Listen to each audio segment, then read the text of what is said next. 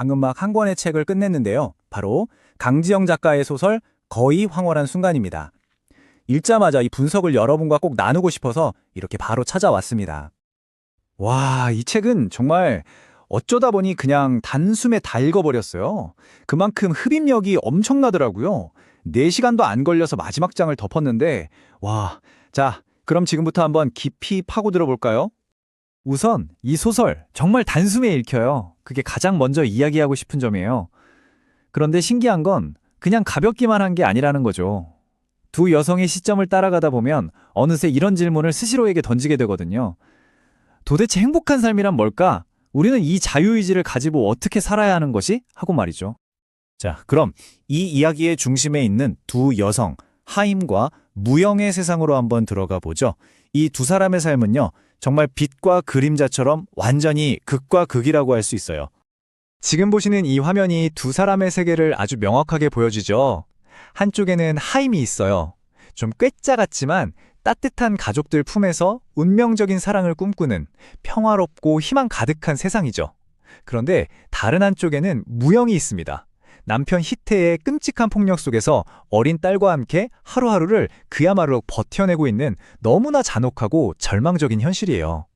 그럼 이제 세 번째 파트인데요. 이 두 사람 사이에 있는 한 남자에 대해 이야기해 볼게요. 아니, 이렇게 완전히 다른 두 이야기가 대체 어떻게 만날 수 있을까요? 바로 그 핵심적인 연결고리를 지금부터 살펴보겠습니다. 정말 궁금하지 않으세요? 이렇게나 다른 두 인생이 과연 어떻게 연결될 수 있을까요? 작가는 이 둘을 어떻게 하나의 이야기로 엮어냈을지 그게 바로 이 소설의 구조에서 가장 중요한 포인트입니다. 그 답은 바로 단 한 사람, 영무원 지환을 통해서입니다. 이 지환이라는 인물이요, 두 여성의 삶에 전혀 다른 모습으로 등장하면서 이 분리된 두 이야기를 잇는 유일한 끈이 되는 거죠. 바로 이 지점에서 작가가 아주 고전적인 기법을 하나 사용하는데요. 바로 서술 트릭입니다. 사실 저는 책을 읽으면서 좀 일찍 알아챘어요. 두 여자가 바라보는 이 남자, 지환의 행동이 뭔가 서로 앞뒤가 안 맞는 거예요.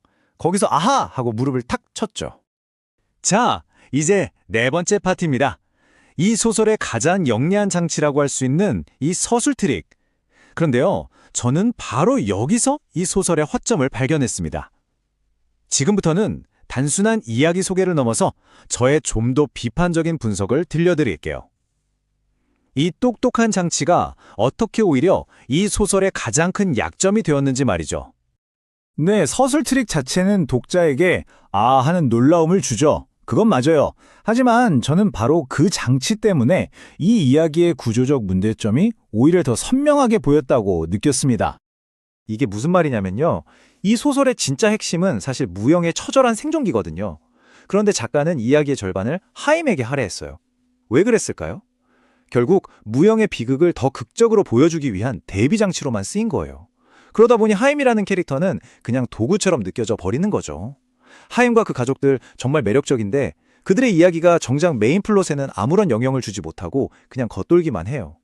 결국 하임의 이야기는 전체 흐름에서 뚝 떨어진 좀 무의미한 부분처럼 느껴지게 되는 겁니다. 그래서 저는 그게 참 아쉬웠어요. 하임이라는 매력적인 캐릭터가 무영의 여정에 좀 더 깊이 그리고 의미 있게 연결되었으면 어땠을까 하는 그런 아쉬움이요. 자, 이제 마지막 파트입니다.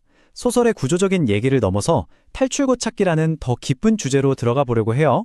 제가 책을 다 덮고 나서도 계속 머릿속에서 맴돌았던 질문들이 있거든요. 바로 인간의 고통, 생존 의지, 그리고 주체성에 대한 이야기입니다. 가장 먼저 들었던 생각은 이거였어요. 무영은 왜 더 일찍 저항하지 못했을까? 물론 현실이 그렇게 간단하지 않다는 건 알지만 계속해서 그녀의 선택과 주체성에 대해 생각하게 되더라고요. 그리고 더 나아가서 이런 질문도 하게 됐죠.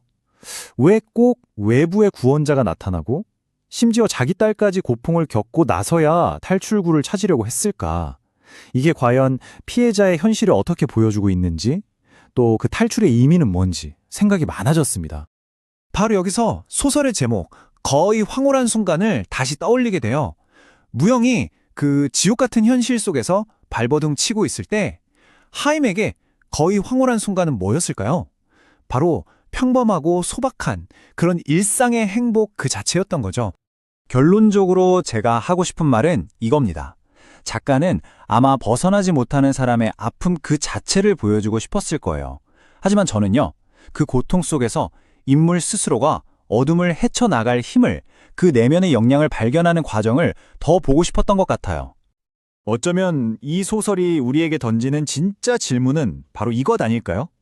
우리 스스로의 힘으로 이 어두운 현실 속에서 어떻게든 탈출구를 찾아내려는 그 몸부림, 그 투쟁이야말로 우리가 살아가는 진짜 이유가 아닐까 하고 말이죠. 여러분은 어떻게 생각하시나요?